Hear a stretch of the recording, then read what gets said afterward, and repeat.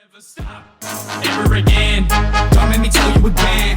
I'm just a competitive man. Better when I got the pen in my hand. Trying to get set up and better my chances of being a veteran. Get them again. Let them pretend that they've been better until we together to set up a plan. Never stop, ever again. Don't make me tell you again. I'm just a competitive man. Better when I got the pen in my hand. Trying to get set up and better my chances of being a veteran. Get them again. Let them pretend that they've been better until we together to set up. How you doing today, mate? I'm a bit distracted by that, I must admit. I don't know if this is the best idea, because I'm down memory lane now. Like, where the fuck were these where is this? That looks like Cape Upstart. That's a nice house. That was Wilcox's house. Okay. That was that'd be a fun one to get again, actually. That's at a estate over, Horseshoe Bay Road. Yeah, right. Farmland, where's this? Inkerman, maybe? No, that's Bowen. I should probably have made a Bowen folder. Gee, some of these photos are old. You can tell by the crappy resolution. Need some more of them pixels. All right, so we got a double today. We got a double today. Yeah, we're trying to back-to-back these and start getting 2 out a month. Fuck us, we barely know how to make the cameras work at the moment, like the normal times. That's actually a fun one. You want to know a fun thing? So I got a message from Spotify recently. Really? Shout out to Spotify. Really? You didn't tell me. I fucking forgot. So it turns out we swear enough that we have to put the explicit tag on our episodes now. Oh, so it's not like, we love you. We love your content. No. We're not loved. They're like, no, you're doing it wrong. You need this tag so that under 18s don't watch you. Yeah, right. It's probably for the best considering some of the things we're talking about. Of course. But like, what do you do? Like, well, Aussies, we're not going to stop swearing all of a sudden. No. For anyone watching at home, we've changed some settings on the camera and it's not vibration proof anymore. When we touch the table, it decides it doesn't like us. We're also trying the new slideshow, so... Any photographers who got a sick photo of Bowen, please send it to us. And if you have a watermark, that's cool.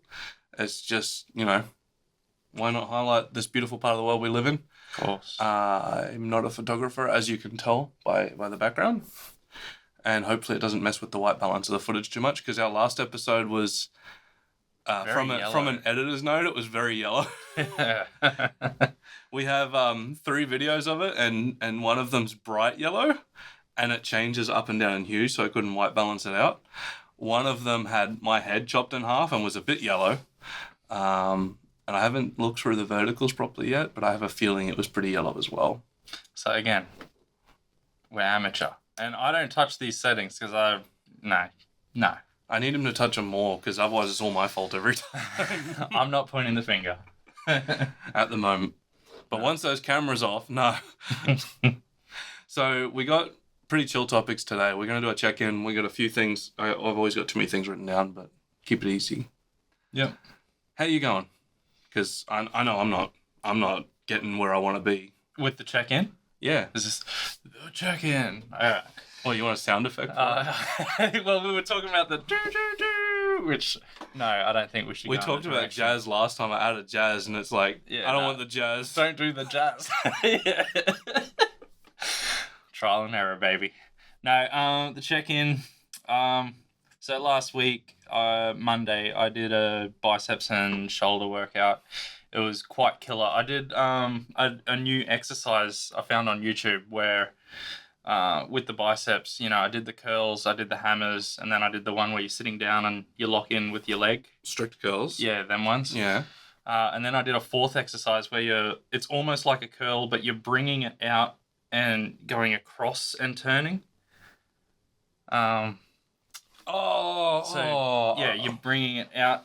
What is it? The hammer combo? I forget the name of that one, but I know what you mean. I don't know what it is, but... It's supposed to target the whole thing better. No, I really felt it in the start of the bicep here. Really? And it was quite a really good exercise. Really recommend. It had me sore until Thursday night, and I did it on Monday, so... That sounds good. Yeah, pretty happy with that, but... On the downside, I didn't do much else except for snorkel yesterday, which I did go for a nice swim. Felt really good. to get out in that water. So, how about yourself, mate? I hit a wall with my routine, which you've seen half of it, where I just wasn't progressing up in weight anymore. I just wasn't balancing out the shoulders and the back correctly for what I was doing with biceps, tries, and chest. Legs were coming along, everything else was fine. It's just I couldn't balance it out. I just hit a wall. Yeah. And I've been struggling with the wall for like 5 weeks, and it's just like I'm not progressing anymore. I can't overload anymore. The recovery times are the same. I feel the same. My cardio health's improving, but I'm just not getting any stronger at the moment for it. Mm. And I went to, as everyone does, I went to Instagram Reels and TikTok and everything, and I was like, I'm going to find something that just gives me the push that I need to change or shift what I'm doing. Mm. Long story short, personal trainer I follow went, hey, if you can't actually afford me, which I can't, here's a ChatGPT prompt.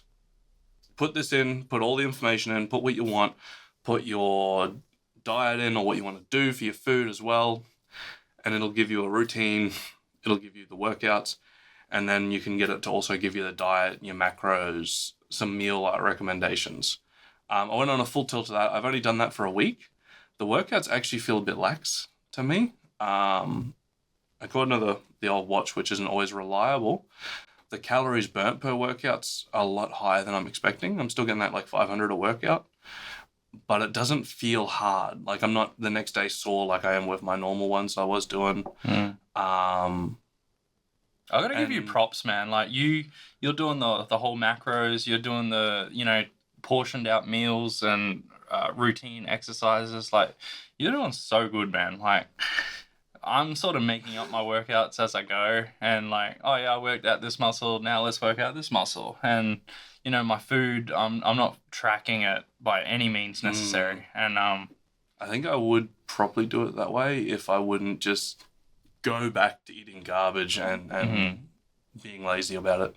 Because like I've got pictures in one of these folders like showing me just getting rounder and rounder the more I've gone driving for work. Like I'm at like 6 hours a day in a car now. Yeah. So without that activity that I got accustomed to when I was starting off, I just kept eating the same. Mm. And it's just like rounder. Yeah. But your schedule's pretty crazy too. Like, are you doing 8 hours for work? 9 hours for work. 9 hours. Like, always been 9. And you're working into, like, in your schedule up until 9-10 o'clock at night, like even more sometimes. Like at the moment I get an hour and a half a day just free time. When I've got my boy, he normally eats that time, but on the weeks I don't have him, then I have that sort of hour and a half where I just do nothing. At this point I'd like to say I watch TV or something. Normally it's just like sit there and doom scroll for half an hour, look at whatever's next for half an hour, but mine's really different now. So I'm doing check-ins every day, so journaling and like going through my goals and what I'm trying to achieve and where I'm at. Yeah. That gets like 15 minutes a day. It's not much time at all, but every day it was on the list of like general wellness things. ChatGPT, shout out. Shout out to ChatGPT. Oh my God. Hell yeah. Turns out if you get the prompts good, it's pretty good. There's a fun topic on that about the degeneration of young people's brains because they've stopped. Yeah, we were talking about that yesterday, right? Like, don't rely on it for your everyday brain use. Like, use it for complicated questions to actually learn something from it. Don't just be like 3 + 3 is 6. Like, you will become dumber if you don't use it correctly. There's a right and wrong way to use it, and Calm has showed me quite complicated ways on using it, and I am amazed by what it can do. So like a good example is if you want an answer, give it like a paragraph. Don't just go, please help me with this thing. You go, I would like your help with this thing as if you were this, using this sort of knowledge and this sort of standard. And don't just tell me what I want to hear. Feed it to me with facts and the truth. So like, I'll bring it up just because it's a fun one. Yeah, for sure. I'll bring up as you can tell, we prepared everything extensively. We didn't just come in yesterday, stuff around, watching bloody Max do some hard work in a shop, and then, Maybe we should give some shouts out while you're doing that. So, Summer's mum, Claire, she has a shop right next to Summer. Summer owns Evolution Beauty here. in William Street, Bowen, and Right. you know, beautifies women and men if you swing that way. But also Claire has a shop right next door on health and wellness, and forgive me if I'm butchering it, but she has all these like herbal things like teas and smokables and No, not smokables. teas and smokables. They can be smoked. Yes. Winky face. Winky face. No, we were helping her unpack and with shelving and sorting out little things for her, and she's real big on that life cycle, the mushrooms and all of that. Not magic mushrooms; these are the health mushrooms. So your cordyceps, your lion's tail, reishi. There's two more, and they're just not on the top of my brain, but it's really cool, and you should go check that out. So Evolution Beauty, and what is the name of her shop? I don't actually know. I must admit. We'll find that out for you. Well, you know what we'll do? We'll chuck the little like logo up there, and we might even that's get a good excited. idea. All right. We'll put a link in the description if I figure out how to do that. I don't know. We'll see. The fun one was we found your next tattoo in there. It's got to go on your hands, but a breast care kit, perfect. I thought we were going with the wolf, but yeah, no, that was a funny one. Yeah, breast care kit. Yep. It's definitely ideal. And then a little bit of love honey.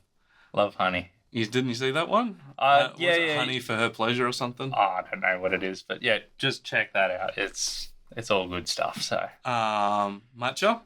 Matcha. So matcha tea, really yummy. I like it. You really should try it if you haven't had it before. I know Evolution Beauty's got their little matcha cart thing going to open up soon, and you can buy matcha next door with Claire. I believe she's doing it now, isn't she? I don't know. She hasn't done the launch yet. I don't know if there's been a launch. Maybe we should be talking about this. Sneak peek if it's early. Otherwise, check it out because it's good. It's real. Like, I will be going in there way more than I should for my diet because, milk is not the best. Mm.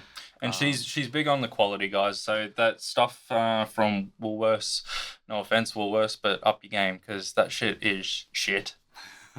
She's importing the shit from Japan or something. Yeah, I've had a couple around town, and I will admit that I like hers the most for the flavors I enjoy.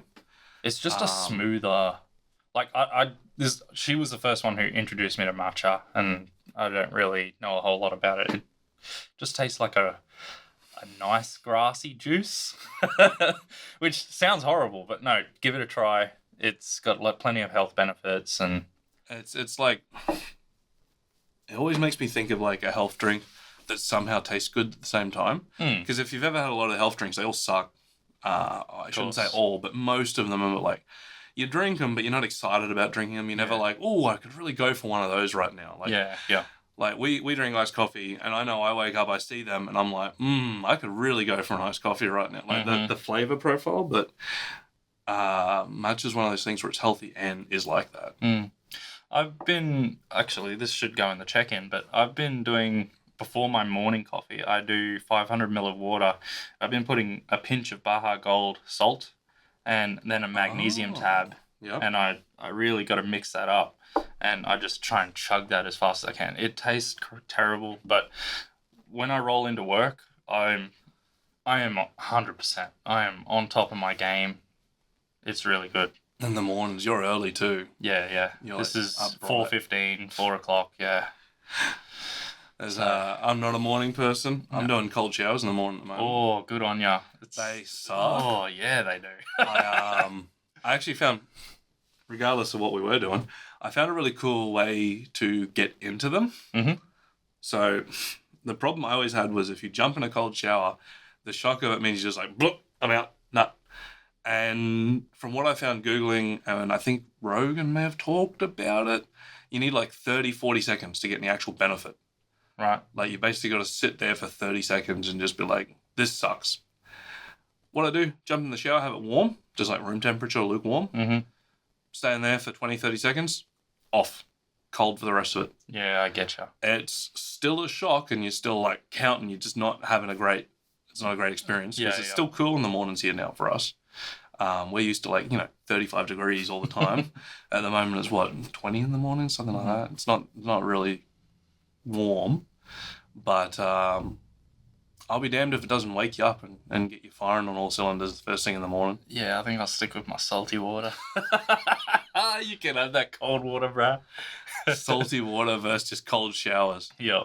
I don't want to do it forever, but I've got a few months of the new routine where I'm trying it. Cool. Yeah. With Rogan, he actually has a blue cube. What do they call those? You put yourself in the cold water. Cold plunge.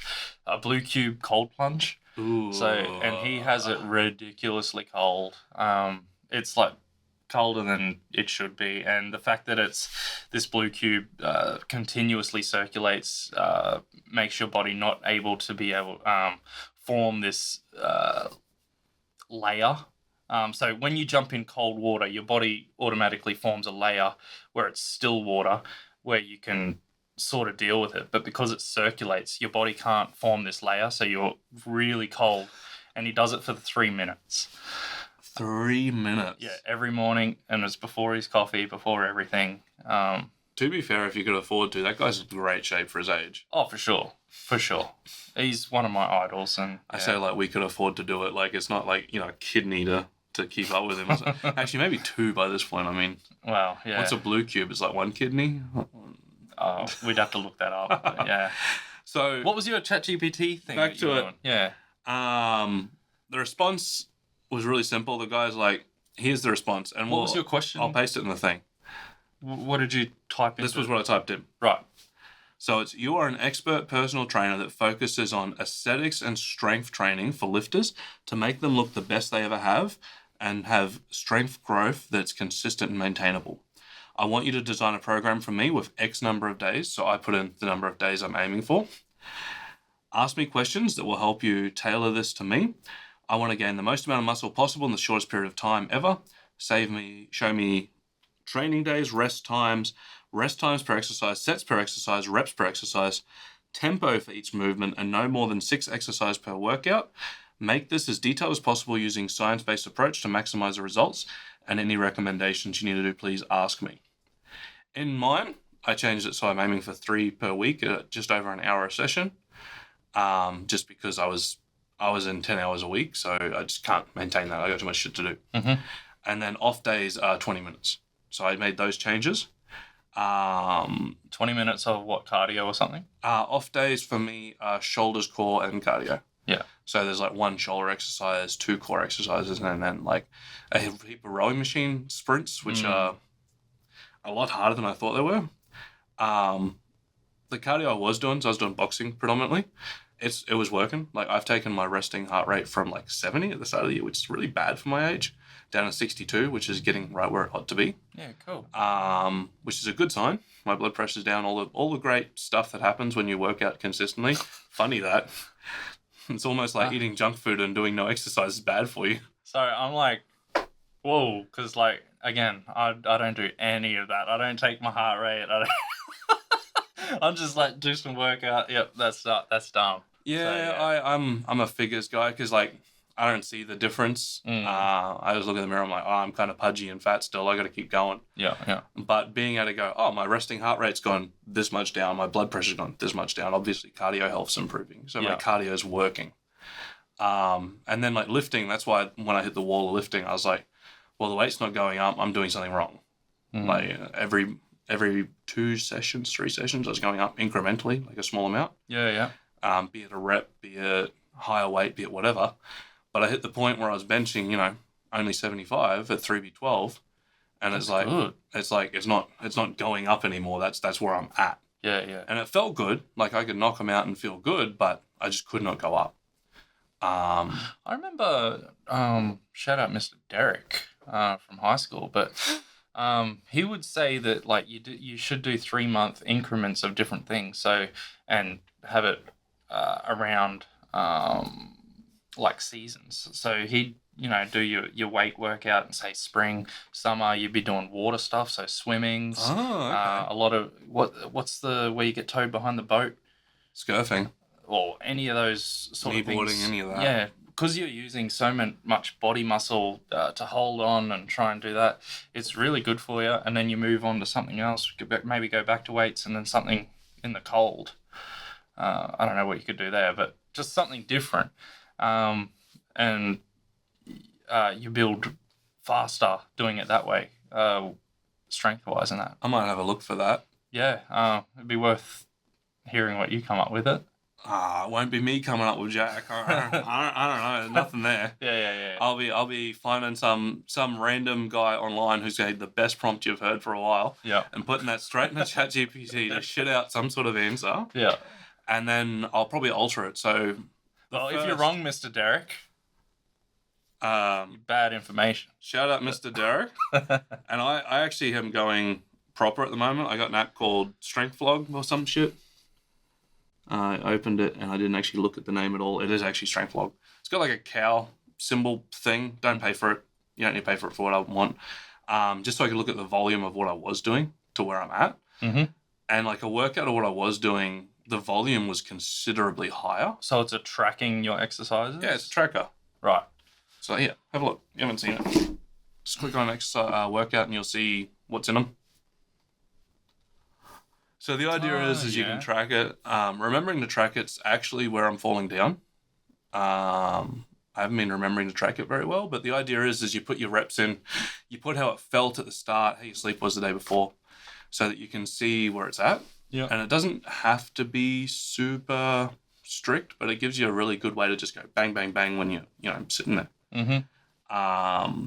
And I've straight up already altered the program that I'm doing because it started off and I was like, I don't know what weight I'm going to be starting this exercise at. A good example is just lat raises. Mm-hmm.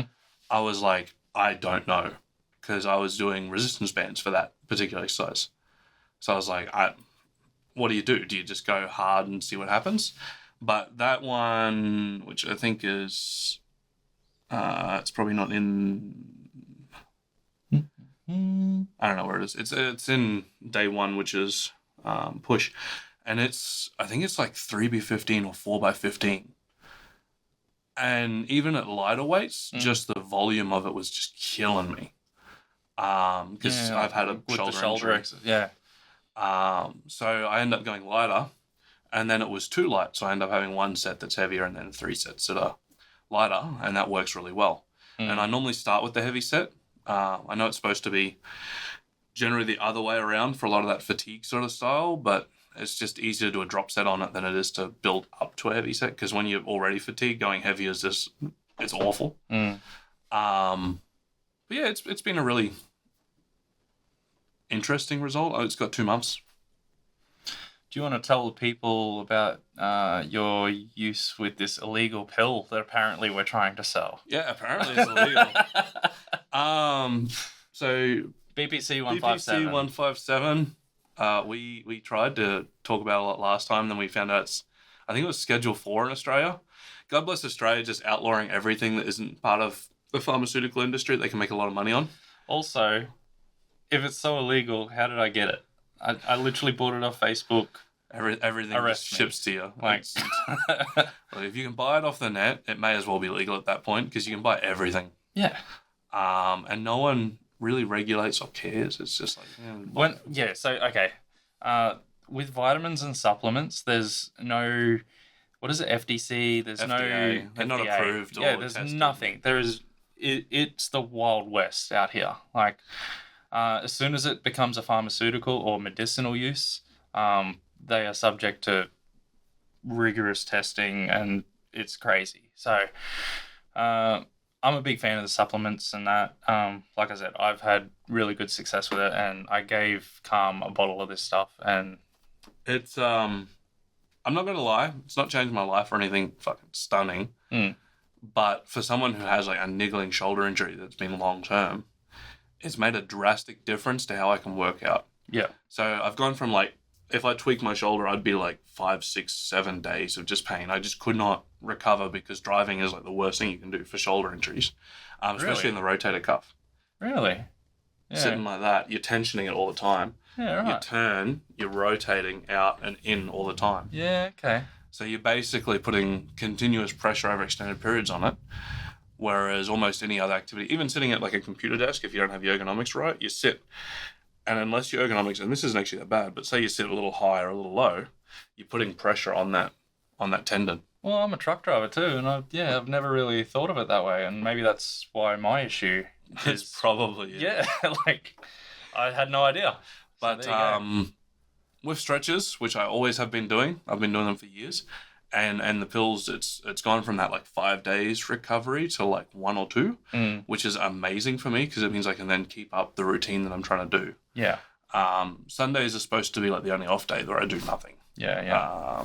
Which is nice. I plan on playing video games in that time.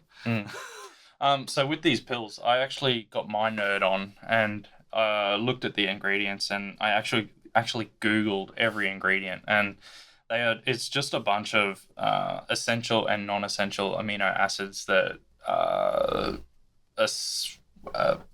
they're all for repair and growth. So it's not even a steroid. It's all natural things that the body requires, and it's just topping those levels up. So when your body requires it, they're there. It can be used. Especially if you eat garbage like most people do. Well, that too, but and it's not. There's no long-term effects. There's no nothing. It's just topping those levels up. If your levels are topped up, you piss it out. Like It's probably the cheapest way to buy them all too. Like if ever you look at multivitamins or any of that, it's always cheaper to buy like the multi than it is to buy all of them individually. Yeah, of course. But the thing with multivitamins is there's so little of each thing. Like the I can't even think of the normal one. The for men, Swiss Men's, the blue ones. maybe. Yeah, I was taking them a long time ago, and I don't know. I watched another video on them, and they're like, you may as well just not have them. Like you're not getting anything out of There's them. not much in them at all. yeah. Unless you're eating like no fruit and vegetables, they're not doing much. No. So, I don't know.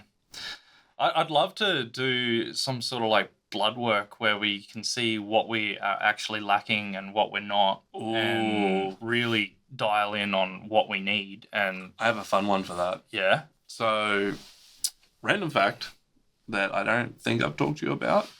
Found out at the end of last year that my thyroid function wasn't correct. Ooh. I'm going to get the terminology wrong. There's hypo and hyper. I get them mixed up. I was the one where the levels are really low. So it wasn't processing the sugar or anything properly, or whatever it does. I don't really understand it. All I know is my blood work was bad, and my doctor was saying, look, if it's bad, twice more. Because they do like a number of tests. And I got the second one was bad. If the last one was also bad, I would have to take a pill every day for the rest of my life to make it function. And it was attributed to a whole bunch of like hormonal issues and stuff that was in the blood work that wasn't great. And it was awful. Like I just felt awful all the time. I was having like 2,400 milligrams of caffeine a day and still just dead on my feet, tired all the time. And for anyone who drinks coffees, what is that, like 30 coffees? I don't know. Coffee's like 80 milligrams. So I'm having like 30 coffees a day. Like just insane levels of caffeine nonstop all the time. I should probably move to Coke. No, don't do that. That'd get you moving. So unironically, I almost cut all carbs and fats out of my diet at that time. And fats. Okay. So I went almost straight meat and proteins and like trimming the fats off unless there was like a thin strip. And I think I was like, my macros were like 80% protein, 10% fats, and like 10% carbs. And it was kind of a lot. It was not fun to do. It wasn't fun to eat like that. I did like 2 months of that. My levels came back. And now I'm eating normally. And as of my last check a month ago, my levels are like not quite correct, but they're so close now that I don't need to Isn't take that the drugs. interesting? What meat can do. Like, And it's like, I wonder if these pills, whatever's in them, I think some of the stuff in them's in meat. I wonder if we're just not eating enough red meat or not eating enough meat in general to sustain our bodies. well, a lot of what's in there is in red meat. Like, the human body can live on red meat. Like, if you're not eating your fruits and vegetables, you can actually get the same vitamins and minerals that you would from fruits and vegetables out of the meat because of the foods that the meat eats. Because I know Dr. Ken Berry, if you want to research that a bit more. But if you're into like carnivore and things like that, that it's so surprising what the body can do. Like, I love the human body, and yeah. Well, that's what got me onto it. My boss was doing carnivore at the time, and he's like, you just need more red meat. And I was like, well, steak's cheap at IGA at $11 or $10 a kilo, whatever it was. Nah, it's not that, is it? Yeah, it's regularly that for rump. And the whole rump. one. Yeah, the rump. Yeah, of course. Been posh buying porterhouse when it's 18 a kilo. Yeah. Can't go wrong with that. I can't go past the rib fillet. Oh, yeah, you're posh. He's a fancy man. Flash one over here. Yeah. It's been interesting.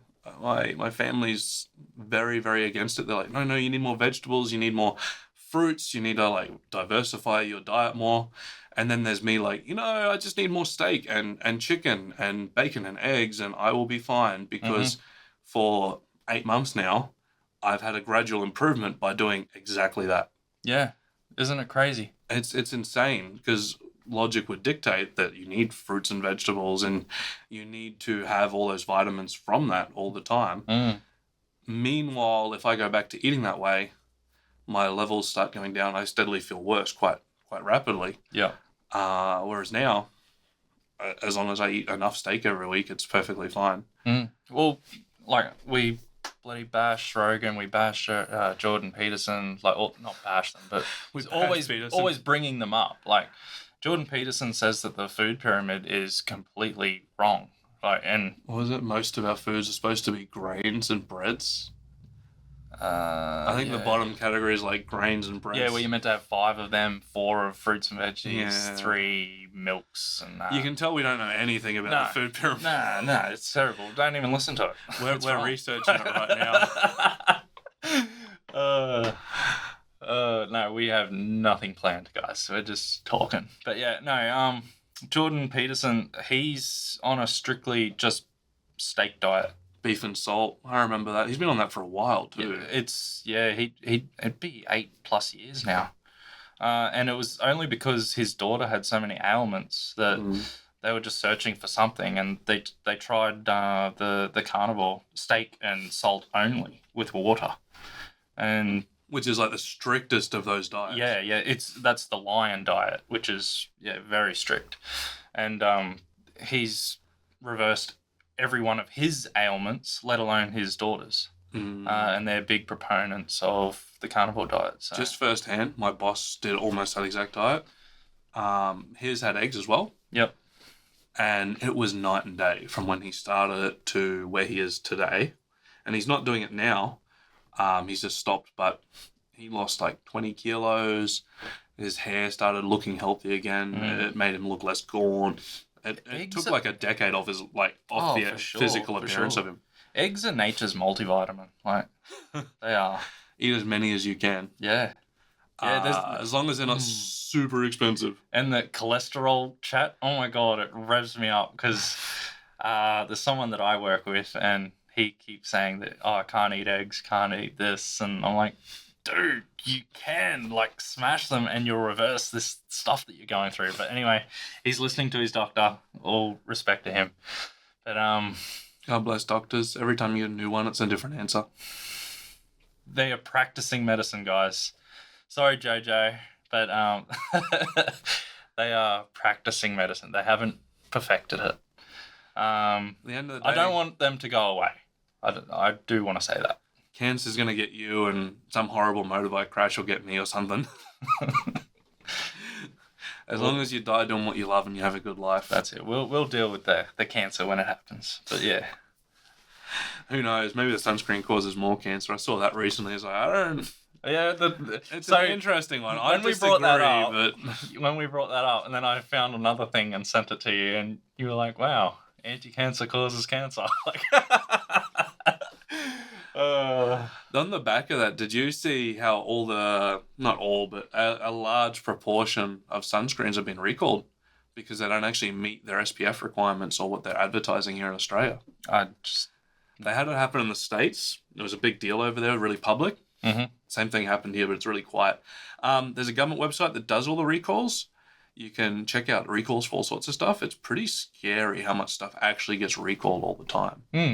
A lot of the stuff that's advertised as recalled is like the tip of the iceberg. They'll be like, oh, this one thing with these selected dates is like being recalled because of this problem. Meanwhile, there's like 20% of the product line they make over here that they're recalling at the same time they don't want to talk about. Oh my God, this is a really good subject that we should get into. But so we say while recording. I'm completely stealing this from Rogan, but the product Vioxx in America, that was pulled, by the way. Vioxx. So it was a high blood pressure medicine.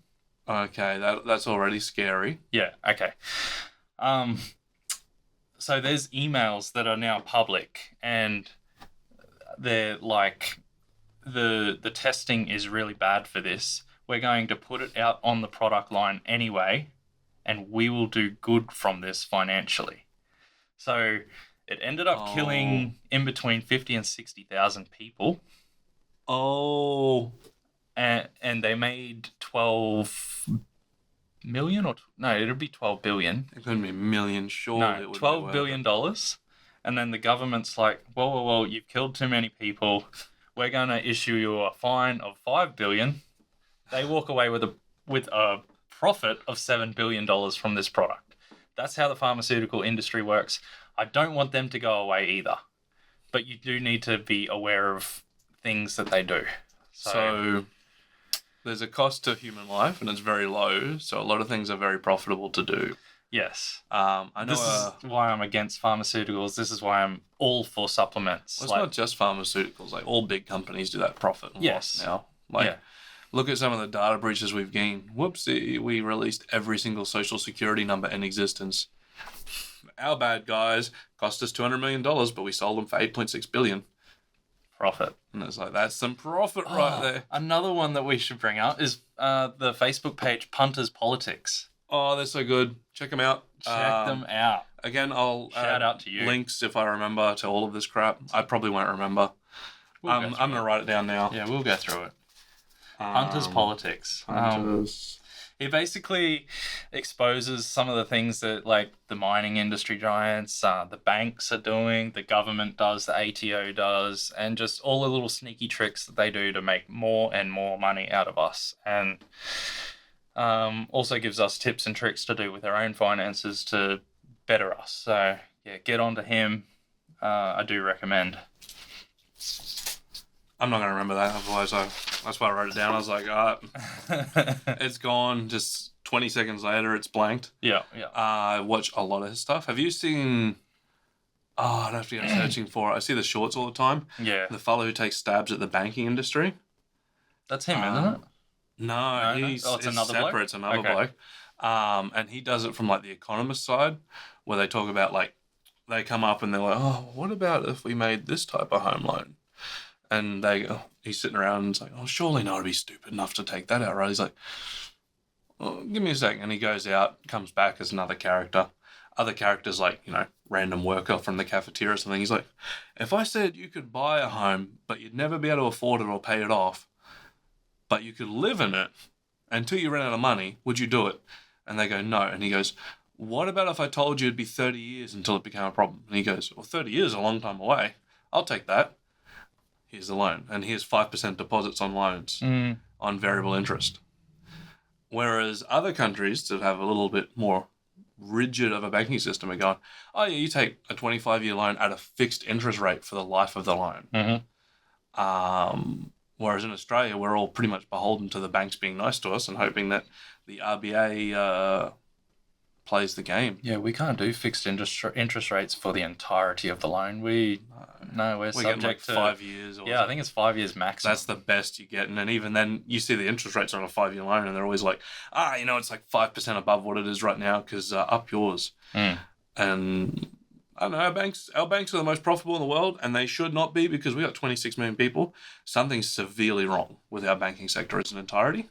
And 2% on every card transaction is crazy. I don't know if you've noticed, like, we were talking about yesterday, the resurgence of cash. It's just because everyone's getting sick of paying 2% on every transaction, every purchase. Yeah. We've got this really beautiful, like, monopolized economy where we have 4 banks that run everything. We have 2 supermarkets that run everything. We've got, 3 or 4 fuel companies. We've got, 2 major flight companies that own the other flight companies. Everything's so monopolized now that you're almost just screwed. You just... Yeah, well, we're seeing that with, so at work, I don't know if I should name the... Should Maybe I? skip the names of the companies. Okay, yeah, well, alcohol place that sells alcohol is being bought out by a alcohol giant, and now they own everything in Airlie Beach. They supply to Bowen, and we were trying to work out what it was at work, and they were saying things like $90 million just for the shops in Airlie, and this is a lot of money, guys. Like, and not only that, they're doing it with housing. So companies are buying out houses now, and the only thing that's available is rentals, and not in Bowen, but nationally. I'm pretty sure it was a Woolies CEO that said that before he got sacked. And He everything's sell being everything monopolized. Exactly what and you buy said. houses, we'll make more money. And I'm pretty sure it was the old Woolies CEO. Shout out to anyone who can find that. But I'm pretty sure it was one of his last interviews. He went, hey, if the government doesn't like the fact we're profiteering, we could just not and buy residential houses and make a better return. Which is the entirety of the problem of our economy in Australia, is we have no productive industries left. We could probably do a whole episode on how we've killed our entire asset class system. And in that process, we've doomed future generations into not owning a home unless they're born incredibly lucky, or they get phenomenally lucky in knowing the right people, having the right connections. Yeah. And I look at it even with my own job, where the job I've got now, you probably wouldn't get with my education and background if you applied for it today. It just wouldn't happen. Because I even think I got in by talking, face-to-face real-life interviews with people where they went, you're not the person we would normally hire or want, but we'll give you a shot. Where that now it's like AI robot decides if you're good enough before you have even talked to a human being. You've got 5 AI robot interviews. I've been actively applying for jobs, and it's awful out there. I cannot imagine it's good for uni grads and stuff like that right now. Yeah. I've even noticed a massive difference from, I think it was 2018 when we first bought our house to today. If we had to start today, how bloody hard it would be. And I'm not playing victim. I'm always, go for it if you can. Yeah. Really shoot for the stars. So, but in our own situation with what we had, how hard it would be if we started today. And that's just inflation in, what's that, 7 years? What was it? House price gone up 40, 50, 60% over that time. Rents doubled over that time. Yeah. And Average cost of living. You're crazy if you think it's not going down, guys. I'll bring up the figure because it was an interesting one, but the cost of living raise over that time was so broken. This is great podcasting. I'm here I'm going to Google this because I don't actually know. No, this is good. It's a bit doom and gloomy, but no, fight. Well, so 2020 is probably a good time to have a look. The government says that it's 20% higher. Now, this is important because they measure CPI. Over that 5 years period between 2020 and today, the government's changed how they measure CPI something like 3 times. Because the actual CPI figures off the original CPI were so horrendous that no government on earth wanted to admit that it was that much worse. So they're like, no, we actually measure it this slightly different way. The average at the moment is looking much closer. Oh, God. Every time I look up stats on anything, I just get really depressed at 30 lots of propaganda. If you look at the first page of Google results for any stats at the moment from any government on earth, there'll be 20 or 30 results of oh yeah, inflation's 1.7% a month. And then you look at the actual government data results and they're like, oh yeah, inflation for June's 7.8%. And it's bro, you can't say 1 over here and 7 over here. That's not how numbers work. Yeah. We're in the misinformation age though, so there's so much information out there and we have to decipher what's real and what's not. And so we'll Google a little different way And by that I mean I'll use ChatGPT because while it's wrong a lot of the time, Google's not giving you much useful stuff thanks to misinformation. Look, as good as ChatGPT is, it is just a search engine that searches through the web, and the questions that you ask, it formulates the answer by what's on the internet. So it is going through misinformation as well. Oh yeah, for sure. It'll tell you exactly what you want to hear if you word the question right. I feel like, and this is going to be harder as time goes on, the figures are pretty hard. Like, it's pretty rough as a whole.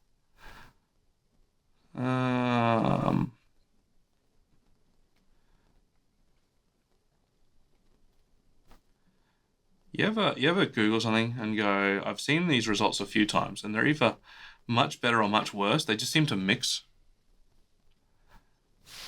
ChatGPT goes, brrr.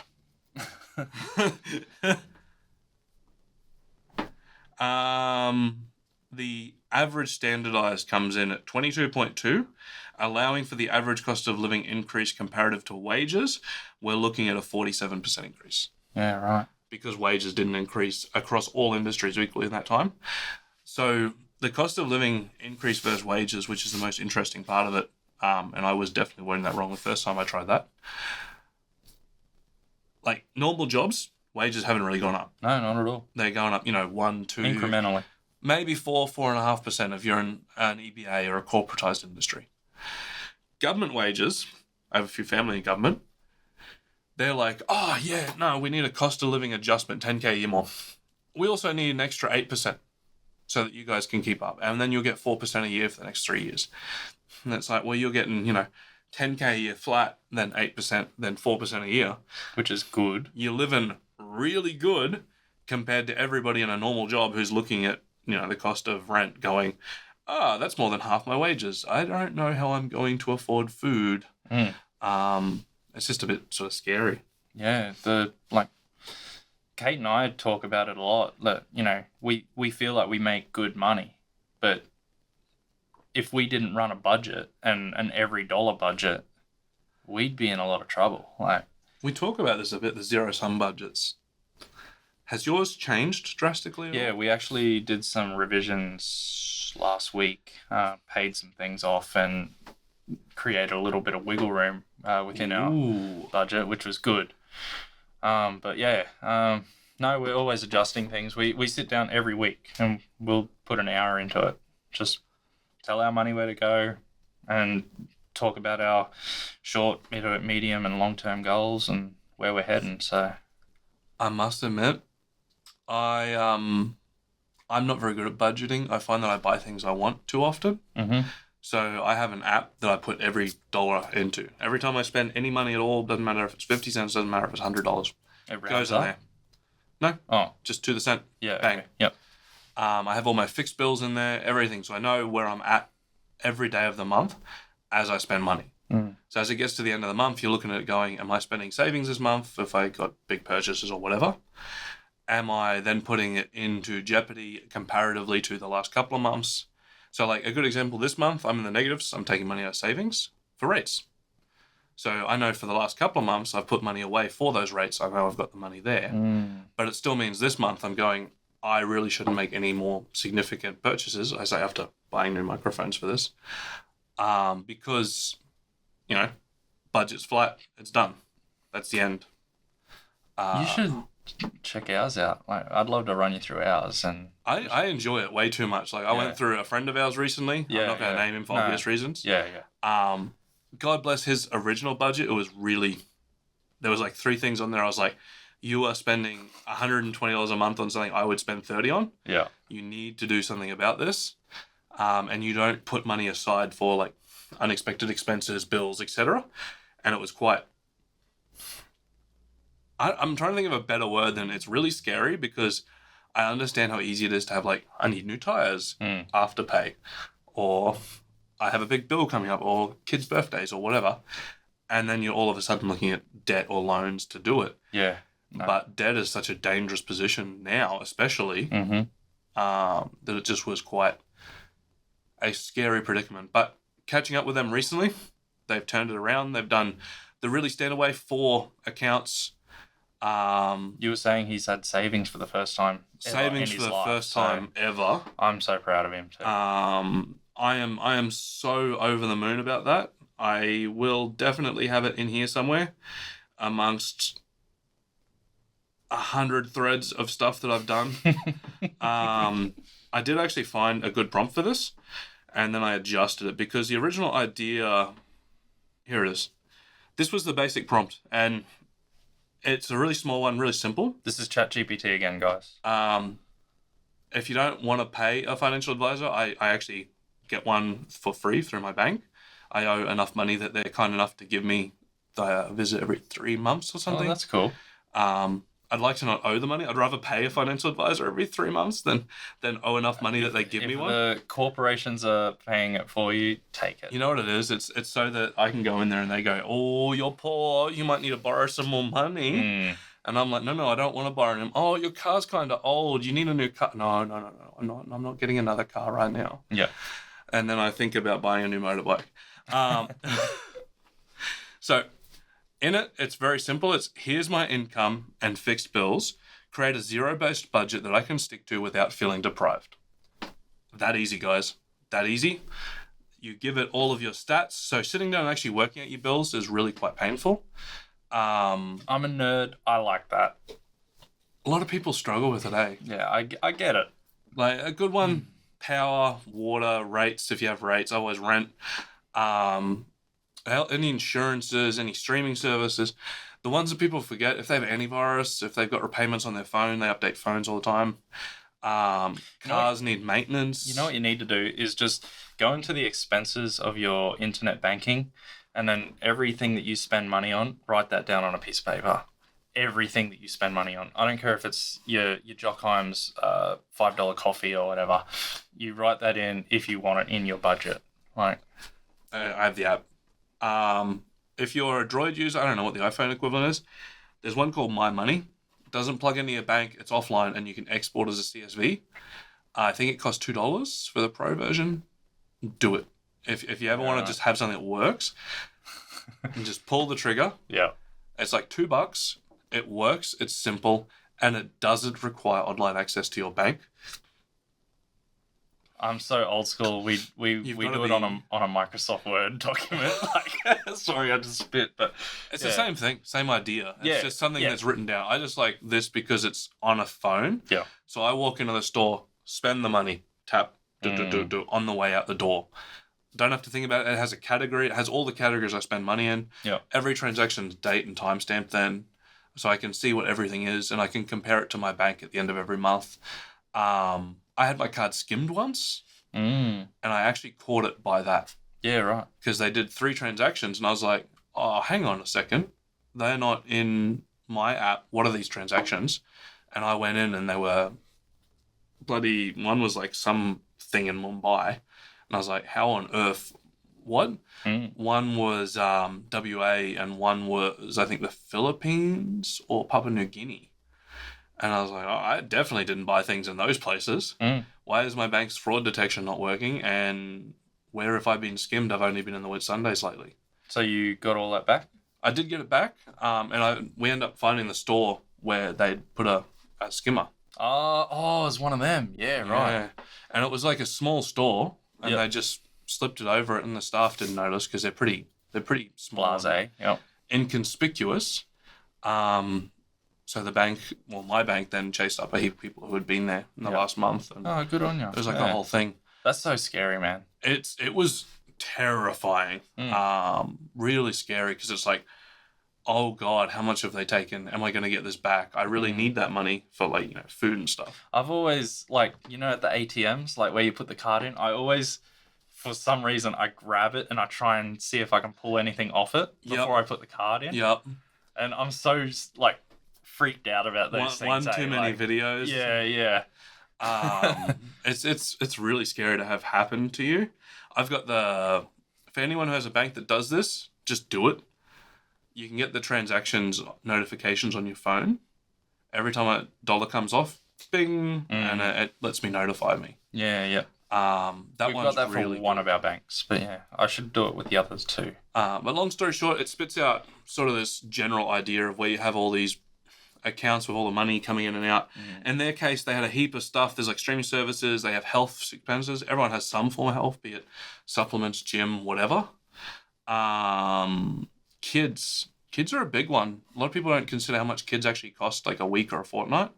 So their kids are costing them like $40 a fortnight for school, between uniforms, stationery, excursions, field trips, all that stuff. If you're doing up a zero-sum budget, you need to have a rough idea of what that all costs. Yeah, And you just round it all up. I imagine you'd have something similar. We briefed on this on one of the other podcasts, but we just put $50 a week towards the kids. We have a separate kids account. Whenever they need, there's almost $2,000 in there. So like whenever they need uniforms and stuff, it's just that we move that over, we pay it, and it doesn't affect our budget whatsoever. So, and I know we've talked about this. He has the strictest budget I've seen. We go out and it's like, oh, we'll get lunch today, $20, and you're like, okay. Do. Yeah. I've got to transfer $20 from this fucking food budget thing over here into my card so I can spend the $20 on food. There might be like $2 in our normal card account. So anything we spend money on, I have to transfer money from a derived account. So as a conscious step, I like that. Yeah. I don't do that because I'm definitely not that controlled. I'm a nerd with money. So yeah. I velocity bank, so it's very easy to spend too much. You don't think about it because you just have a credit card with everything on it. Yeah. I'm so against credit cards, but yeah. So good, man. So good. I get 88 days of my pay generating interest for me and not some other business. That's all it is. I'm happy for you. But I worked it out once upon a time. It was like $33 a month it saves me in interest. You know what Dave Ramsey would say to you? Dave Ramsey would say all sorts of things. It was in one of I think it was the Barefoot Investor. Oh, yeah. Actually talked about how it's a really good method to minimize your debt load where you're not front loading debt. Yeah. That's a good book to mention, actually. If you're looking to do up your budget, I got some things out of that for my budget from that book, and I do recommend reading that too. But the big takeaway is we're sort of going in a circle here, a lot of it, I think. Yeah, we are. I feel like... But I like it. I feel like it's a lot. And like, my budget's insane. I have everything categorized. I know for me and my boy to meet our financial and future goals and to live, it's like $5,000 a month before we eat. Before you eat? Before I eat. Yeah. It's pretty bad. See, we're paying... But I also know that's in all the car stuff. Yeah, sort of servicing. That's the motorbike, the servicing. You take the stress off mortgage, your shoulders. Everything. So it's like, as long as I'm earning enough, shout out to working Uber Eats. But as long as I'm earning enough, I know that everything for my financial goals, his financial goals, his future, him having savings and maybe being able to buy his own place when he gets old enough, is there. So we're paying just into our bills account, which is everything that we spend money on. We're putting in between $700 and $800 a week, and that's not including our mortgage. So we pay our mortgage as soon as we do our budget, but in between $700 and $800 a week, guys. So if you think that's a lot, yeah, it is, but we don't stress about anything. We get our rego, we just pay it 12 months and we don't see it till next year. We get our insurance for the house, what's that, in between $4,000 and $5,000 in Bowen? Yeah, it's pretty bad. Like, it's pretty crazy, but we just pay it and we don't want to see it till next year. There's so much that we do that lets us live stress-free, bills-wise. I love it. I really do. Full circle. So the response shut out a whole heap of information. Very much what we're talking about, where you know where your money's got to go, where you got to put aside. Chuck the income in. Simple enough. All the income streams, you put the minimum. Never put overtime in your budget. Never put extra money in your budget. As I said just a second ago, I do Uber Eats. I do weekend work. I contract with my own business. In none of that income's not part of my budget. That's just money that's nice to have. Once you've got your income in there, you can easily run through it. It prints out a whole heap of stuff. God bless GPT for just working. that click is going to show up in my recording and shit me because I'll think it's a clap sync. And then the big one, Yep. and the sort of rule that I try and follow is, can you please try and allocate this into the 50-30-20 rule, Ooh. tailored to my actual expenses? That's Barefoot Investor too, guys. Now, that's Barefoot Investor 101, and I put my budget into this. I've done a few people, but I also put my own into this method just to see how it worked. Mine's like 83% fixed expenses, because, you know, I had 2 incomes in my household, now I got 1. Yeah. So, you're, you know, you're doing it. the bill front load gets a little harder. Yeah, of course. Because a fun fact, if you go to a single income household, the bills don't go down. No. They don't, like, your mortgage, your insurance, your rego, your rates, your electricity doesn't really get affected that much. Everything stays almost the same, unfortunately. The only thing that really changes is like your food, water. Mm-hmm. And even then, your water doesn't change drastically. And food is always cheaper to make in bulk than it is to make for one person. Like, if I make a Yeah, meal of for course. myself, it's expensive enough that it's like, I may as well make 5 meals for myself. Mm. Um, Would you consider having a housemate? so I know it's tough with a kid involved. long term, I'm probably going to look at renting a room, but I want to get my custody and everything formalized first. Because that could affect Without it. going too into depth. Yeah. If it goes through like dispute, which is like the process of settling everything, if I have a room rented or a housemate, it's very negative towards my chances of getting custody at the level I want. I want 50-50. Yeah. Which is fair. Super reasonable. Mm. The other side of that is also the fact that the court system isn't very favourable if you're a man to begin with. Yeah. So it's like, I could do this thing that would take the financial burden off me in the short to medium term, but also may cost me a decent amount of custody. And my ex has been really wonderful so far in this. She hasn't like tried to take me through formal child support. I pay half of everything. Never even considered that to be a problem. Never thought there was anything less than that. Mm-hmm. All his clothes, schooling, everything, half everything. Doesn't matter.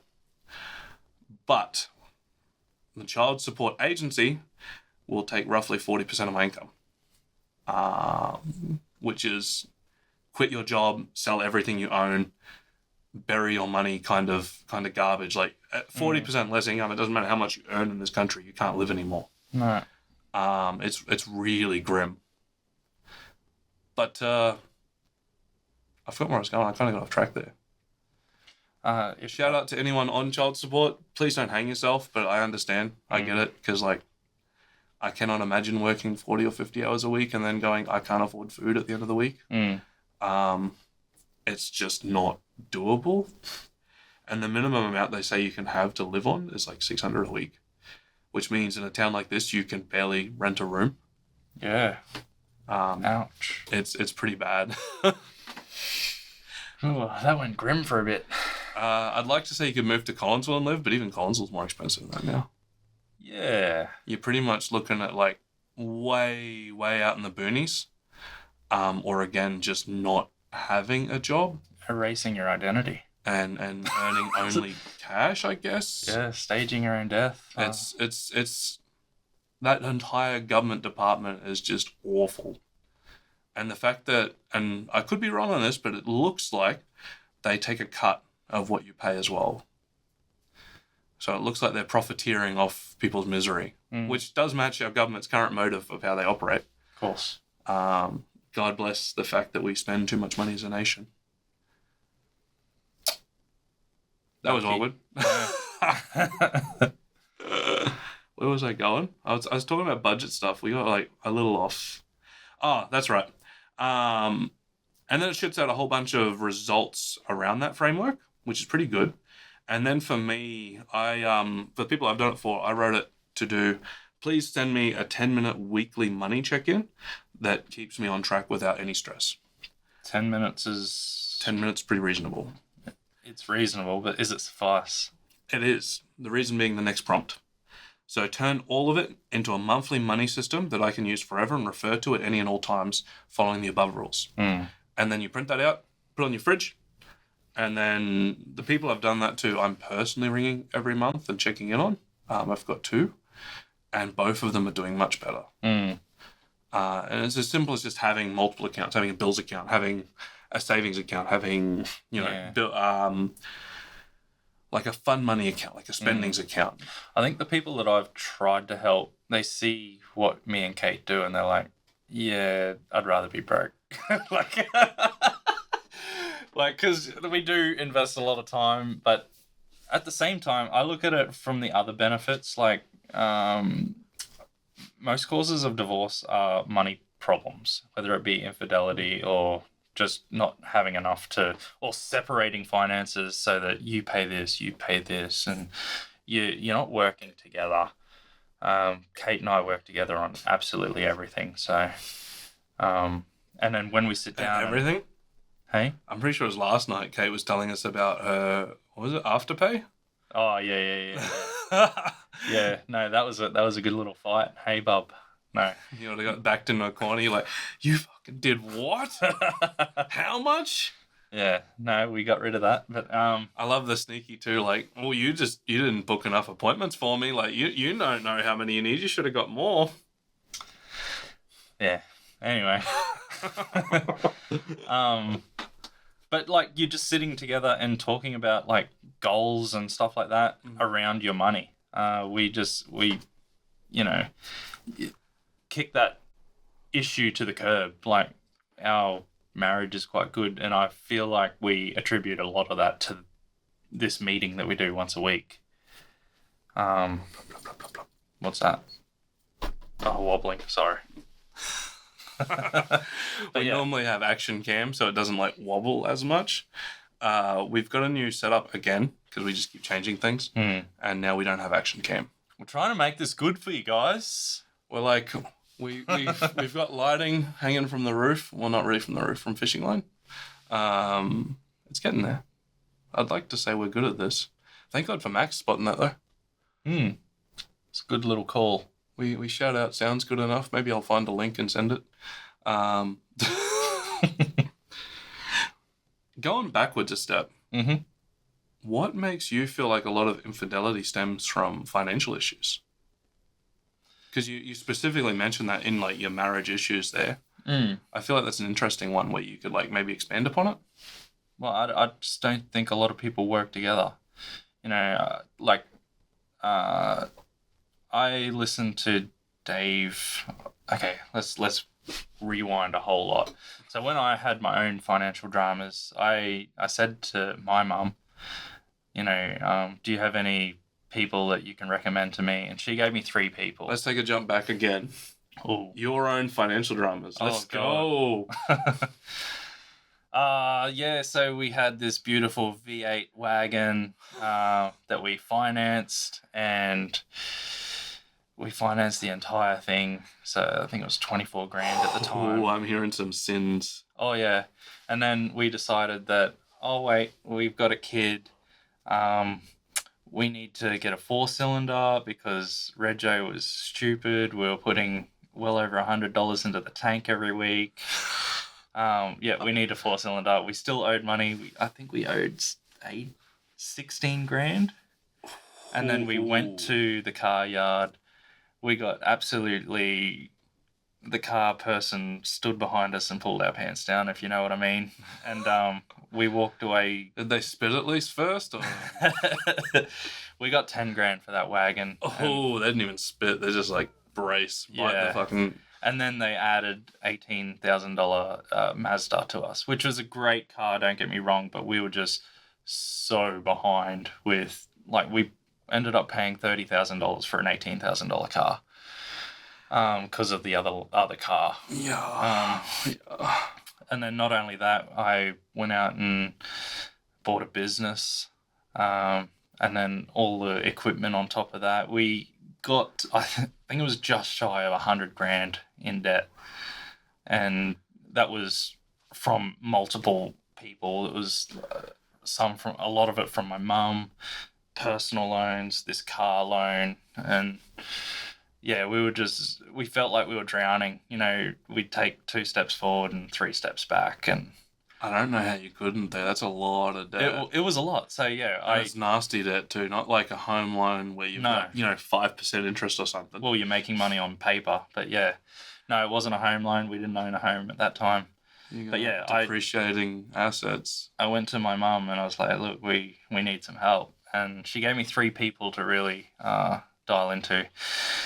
One of them was they're not coming to me, but they didn't matter.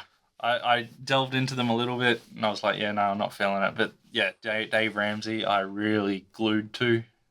He's quite controversial, everything that I like, and entertaining. But like I listened to him for about 2 years, and it got to the point where he runs a podcast where people call in with their problems and he sort of solves them. It's good. And it got to the point where I was sort of solving it before he was, and then him saying it, I was like, oh, well, you've just, said that I was correct, so I'm on the right page.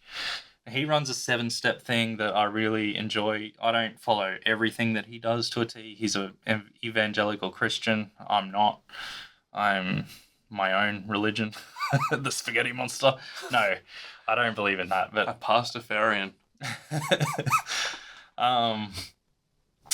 But I've just changed little bits of his plan to make it work for me. Obviously he's in America, I'm in Australia.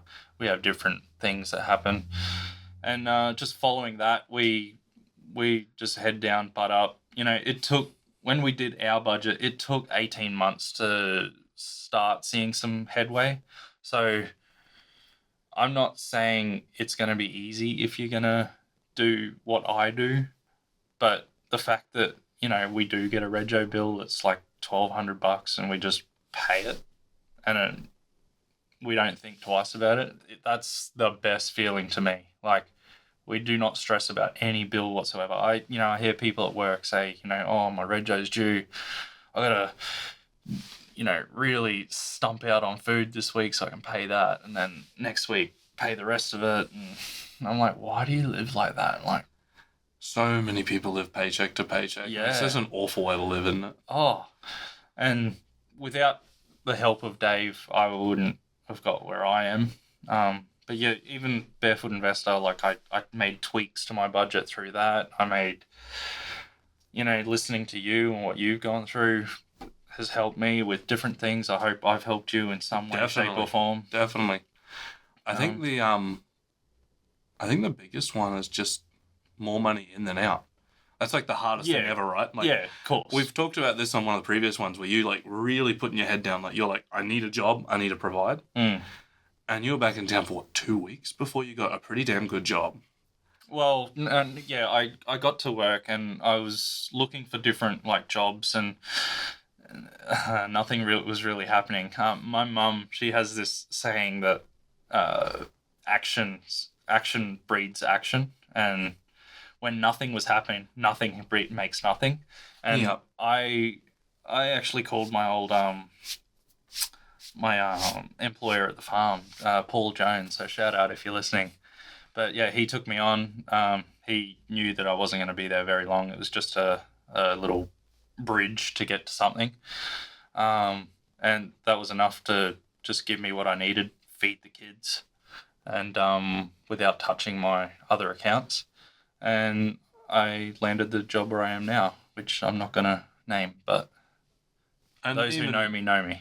Even now, we've been talking yesterday how about like you're thinking about that being a stepping stone to the next thing. Yeah, of course. Because and I'm in the position now where I'm looking at the same thing where it's like, got a job, it's all right, but maybe we can be better. Maybe we can do better. You can always be better. Get better, Don't know how long we've actually been rambling for. We haven't said very much, but we've said a lot. I feel like there's a lot of gems in this one. I have no idea. I like it. We even did the whole tinfoil hat thing for a little bit there, which I love. Pharmaceutical industry. Yeah. We got one big update probably for the podcast, and there's a lot of pauses, ums and ahs and silences for this. We're sort of polishing how we were talking, and I know we're both consciously thinking about it. It made these episodes a lot harder to record for us, where we were being more polished. Like the first episode, terrible. awful. We were so stilted. We were just like, I'm fucking gonna say the right thing. I don't know who said it, but whoever said we're in an interview, that's what it looks like, and it's a terrible interview. It's that interview where neither of us are getting the job. We're both getting we're not getting called back, eh? Jamie's episode sort of started us off on the right track, and I feel like this format is just talking shit and seeing where it goes. Shout out to Jamie again. He just had his little baby, so congratulations. Congratulations. To him. Louis James. What a cool name. That's fun. Louis James. I'm probably going to call him Louis, but then again, I still call you Jamie after 25 years. Yep. So I'm not getting It is what it is. Deal with it. No, congratulations to you, brother. I think we've sort of nailed a lot in and just really tightened it. The big update, we got sort of a bit excited last month, and we covered 2 in the month. Mm-hmm. And I don't know if we'll be able to keep it up. It's not like a thing we're set to yet, but we're going to try and start dropping 2 a month. If you want to see that 2 a month, maybe let us know. Give us a thumbs up or a like or a follow or any of that. We're supposed to shout out the call to action. It's on my notes for this. We don't, but please follow us. Like us, subscribe, all that fucking garbage you hear. You know that shit. Ask questions, ask things you want to hear, ask things you want us to talk about. You know, we'll obviously choose whether we do or not. But geez, last month we sounded pretty thirsty for money, and then we had our bonus before the fishing classic. We went down. The experience there was I had a really good time. I know podcast-wise, we hit this brick wall of no one wanted to do... the vid pops. Yeah. I asked 8 people, and all of yous were like, nah, I'm not going on there. even getting Maxi, who comes and helps us out with this sometimes when he's got time. He's always busy. He's like, I'm coming off episode 100. And I'm like, well, fuck you. We're going to make 1-minute episodes. Drop them all a minute each. You'll get on nice and quick then. Yeah. Oh, you shouldn't have told them that. But imagine all those betting apps where they're like, who's the guest for the 100th episode? It was like... Oh, we'll just skip a few. We'll go episode 8, and then it'll be episode 100, and then we'll go back to 9. That'll be good and confusing. Everyone will be like, what happened there? Yeah. But he's excited about where it's going. He's helping us out. We've got some cool stuff for the next one. Get to learn a new piece of equipment and how to do things differently again. We got this funky machine. This beautiful SSL we're borrowing. I don't even know what this is. Definitely didn't buy that. Those things are not fun to buy. I might touch on a little bit. I went on this giant autistic research spree because my brain just locks in on an idea occasionally about your nerd on audio equipment and microphones and how they function and cardioid patterns and how they work and how we want to record. Long story short, and we got one here. This one's not real good. These are Rode NT1s. They're a pretty reasonable condenser bike. These are NT1 USBs. I've had my one, which is sitting on that pole for a long time. Used it to record a lot of stuff, mainly radio ads and segments and things like that. Occasionally interviews and things of that nature. At the moment, it's become my primary mic for me not being able to sing, as you have experienced the misfortune of I can't. No, it's all right. I'm not a singer. I'm going to learn. I'm very good at just locking in and learning things. I'm going to learn how to do it, but it's not a forte. The lyrics aren't bad though. Lyrics and the beat, I'm happy with them. The stems came out all right. My voice, no, not so much. Important part is we're recording on a condenser in a fairly soundproof room, and it's bad to edit. Oh, yeah, okay. Yeah, that's right. You said it was, between the aircon, the tiny little bit of road noise that comes in, the sound levels being inconsistent, syncing our audio and video up, all of this is not stuff I'm good at. And I don't know if you've ever asked ChatGPT to help you with this stuff, but it's not giving. It is funny for the people that don't know this room. The camera the footage that you see, this room looks pretty cool. But if you saw it from behind the camera, it looks like a little bit of a rape dungeon. We have a short with I think a video of us walking in here. Yeah. Maybe I'll cut that in here if I remember. I'll write it down. Hey, I'm working here. What time are we at? 120 something. Oh, yeah, let's cut it. 4 cut to rape dungeon. I'll remember what that means, I hope. I hope. We'll see. But it really is just like a strangely insane concrete box. We tried to drill through the roof for something. It's so thick. It's like 350mm air gap, 300mm, and it's just, why?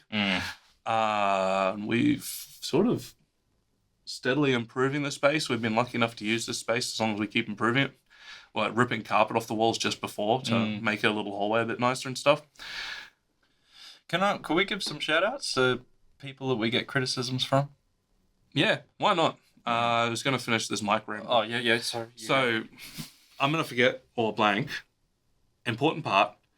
Hopefully next episodes we'll have new mics.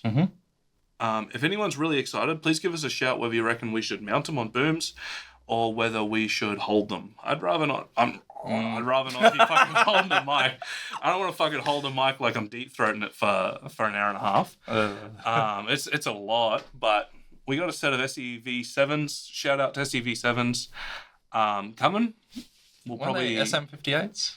SM58's the ubiquitous one. Okay. It was this one or this one, and there's that word. This one was like the same price, and look, the SEV7s have slightly better reviews because of they're a little more modern and stuff. Oh, that's cool.